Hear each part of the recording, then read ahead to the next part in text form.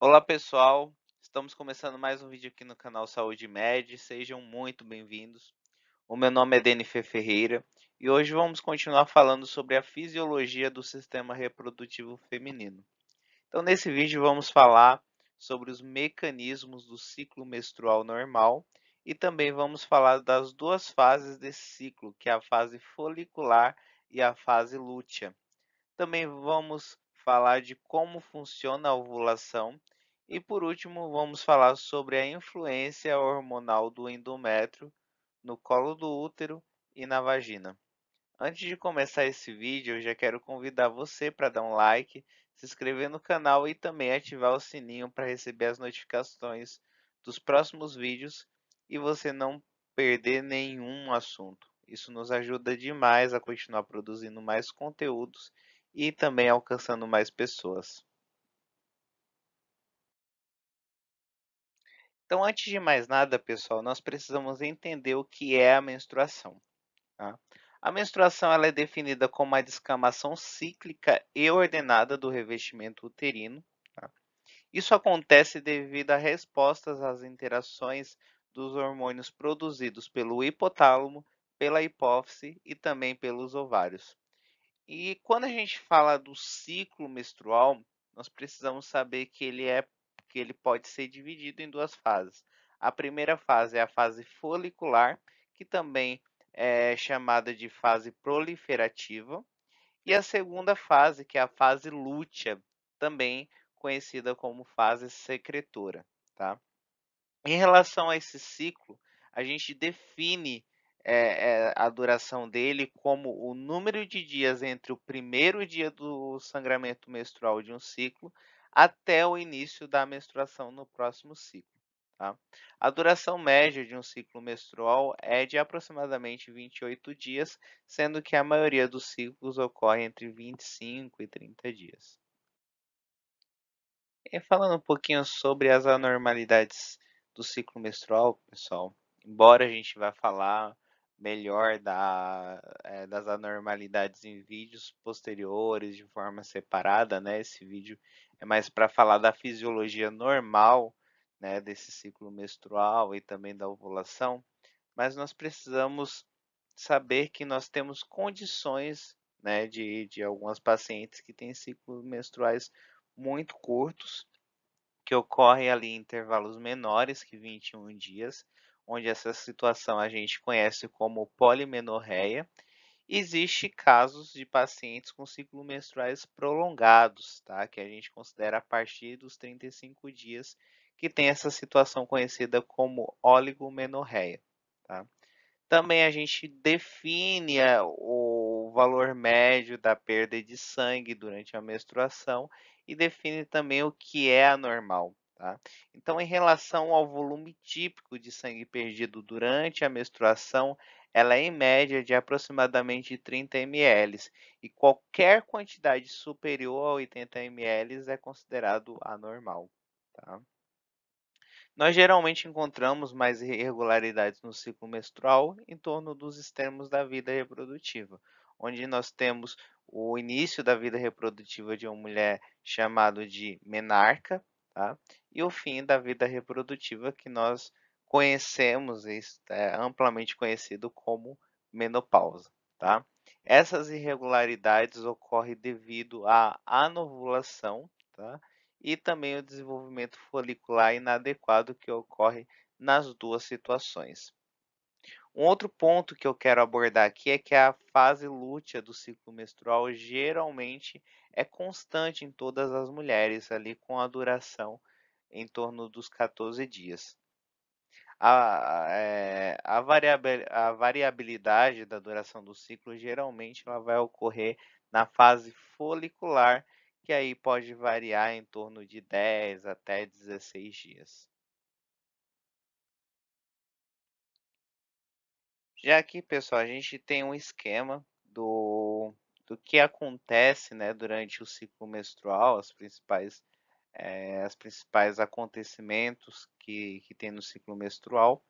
E eu quero falar um pouquinho sobre a fase folicular. Então, o que a gente consegue perceber nessa fase folicular, né? Primeiro, que a fase folicular ela começa no primeiro dia da menstruação e ela continua até ocorrer a ovulação.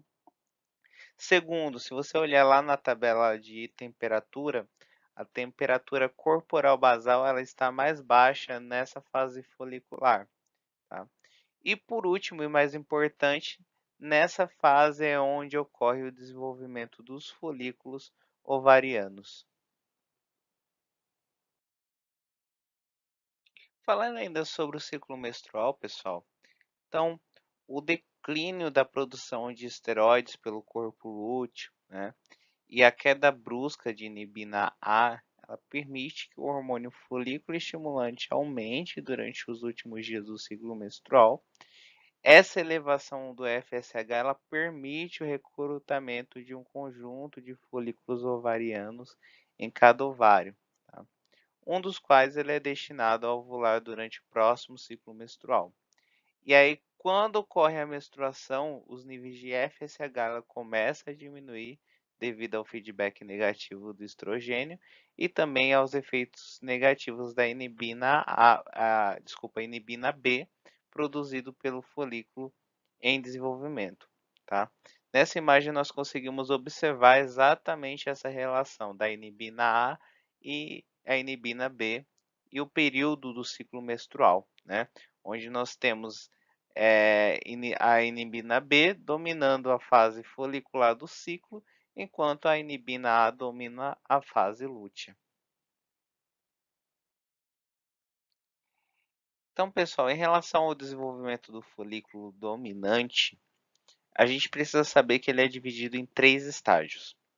O primeiro é o recrutamento, o segundo é a seleção e terceiro a dominância.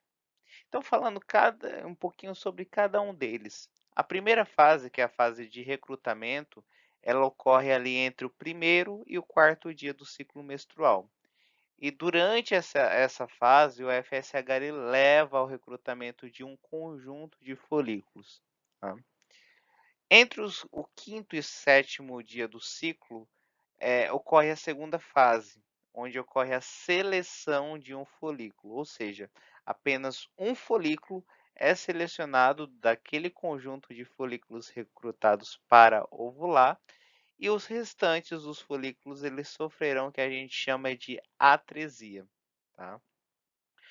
No dia 8, no oitavo dia em diante da fase folicular do ciclo, o folículo ele exerce a sua dominância e dessa forma promove o seu próprio crescimento e suprime a maturação dos outros folículos ovarianos, tornando assim o folículo dominante. Então a gente já conseguiu entender a fase folicular, tá? O próximo passo é a ovulação. E quando ocorre a ovulação? A ovulação ela ocorre aproximadamente de 10 a 12 horas após o pico de LH. O pico de LH ele é iniciado por um aumento acentuado do estradiol produzido pelo folículo pré-ovulatório. E esse aumento de LH estimula a luteinização das células da granulosa e estimula a síntese de progesterona. Então já falamos sobre a fase folicular, já falamos sobre a ovulação e agora a gente precisa falar sobre a fase lútea, tá? Essa fase, ela geralmente dura os 14 dias na maioria das mulheres, tá? Ela não costuma ter variações. Então, após a ovulação, as células restantes da granulosas que não são liberadas com ovócitos, elas continuam a aumentar e começa a acumular um pigmento amarelo, que a gente conhece como luteína, tá? E a partir daí, as células granulosas luteinizadas, elas combinam com as células tecais luteínas, né, ali recém-formadas, e também com o estroma circundante do ovário para se tornar o que é conhecido como corpo lúteo, tá? Mas o que é esse corpo lúteo na verdade? O corpo lúteo ele é um órgão endócrino transitório que secreta predominantemente progesterona e a sua função primária é preparar o endométrio para a implantação do óvulo fertilizado, tá? E qual é o tempo de ação do corpo lúteo? O tempo de vida do corpo lúteo ele vai depender do suporte ali contínuo do LH, mas a função do corpo lúteo ela diminui até o final da fase lútea, a menos que a gonadotrofina coriônica humana, né, mais conhecida como HCG, ela seja produzida ali pela gravidez, tá? Por isso que para realizarmos um teste de gravidez, nós realizamos exatamente a medição de beta-HCG, tá? E aí, se a gravidez ela não ocorrer, o corpo lúteo ele sofre um processo que é chamado de luteólise, tá? Essa luteólise ela está sob a influência de estradiol e prostaglandinas e ali forma um tecido cicatricial chamado de corpo albicans. Também, pessoal, para a gente concluir, na verdade, esse vídeo, eu quero falar um pouquinho sobre os efeitos, a influência dos efeitos hormonais no trato reprodutivo, né? Primeiramente, falando sobre o endométrio. Então, os efeitos que ocorrem de concentrações variadas de estrogênio e progesterona ao longo do ciclo menstrual, ele tem efeitos característicos sim no endométrio, tá? Essas alterações endometriais que ocorrem, ela pode ser visualizada com ultrassonografia, né? Então a gente tem, se você a gente acompanhar aqui na imagem, nós temos três situações aqui de uma ultrassonografia do endométrio, tá? Então a gente tem a primeira, né, a primeira imagem onde tem uma fase folicular, o início da fase folicular. E o que que a gente encontra nessa primeira imagem? Um endométrio fino, né, linear, ecogênico, tá? Já no segundo, né, que é a fase folicular tardia, né, no final da fase folicular, nós temos uma aparência espessa, né, uma aparência trilaminar, onde a gente tem uma linha central fina e ecogênica. Nós temos uma borda ecloscente mais escura no meio e nós temos uma camada basilar ecogênica circundante, tá? No terceiro, que é a fase lútea, né, nós temos uma imagem ali do endométrio espesso, né, uma característica hiperecóica e também homogênea. Essas alterações endometriais características também ela permite a datação histológica, tá? Essa datação histológica ela é mais precisamente realizada através de uma biópsia endometrial ali em torno de 2 a 3 dias antes da menstruação esperada, tá? Também outro ponto que a gente precisa saber, na fase lútea, a progesterona ela diminui a atividade biológica do estradiol no endométrio.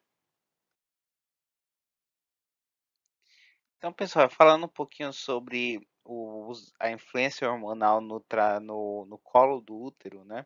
Então, as glândulas secretoras do muco do endocérvix, eles são afetados pela essa mudança na concentração de hormônios esteroides, tá? Então, logo após a menstruação, a mucosa cervical, ela tem uma característica ali é, da mucosa escassa, né, viscosa, e aí durante o fim da fase folicular, sob a influência ali do aumento dos níveis de estradiol, a mucosa cervical ela torna-se clara, né, abundante e também elástica, tá? Só para vocês terem ideia, a quantidade de mucosa cervical ela aumenta 30 vezes em comparação com o início da fase folicular, tá? E após a ovulação, à medida que os níveis de progesterona aumentam, a mucosa cervical, mais uma vez, ela se torna espessa, viscosa e também opaca, tá?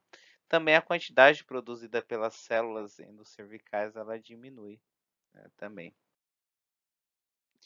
E aí, pessoal, para a gente terminar, né, esse vídeo, a gente precisa falar sobre os efeitos hormonais na vagina, tá?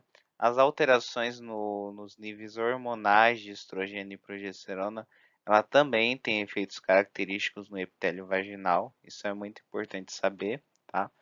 onde vai ter alterações ali durante a fase folicular, ali no núcleo das células epiteliais, né?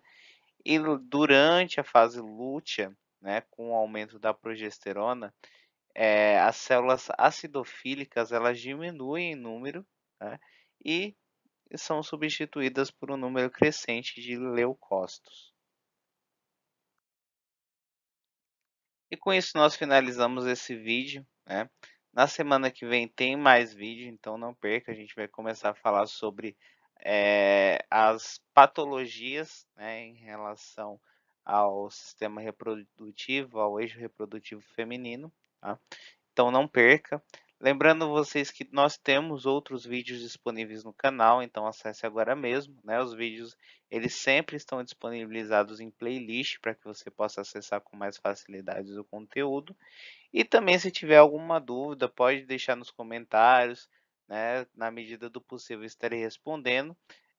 Lembrando que a gente tem um perfil do Instagram, ainda não tem nada postado, mas você pode seguir lá, né? Já se precisar tirar alguma dúvida também, pode chamar no direct, tá? O Instagram é @saudemed10, tá?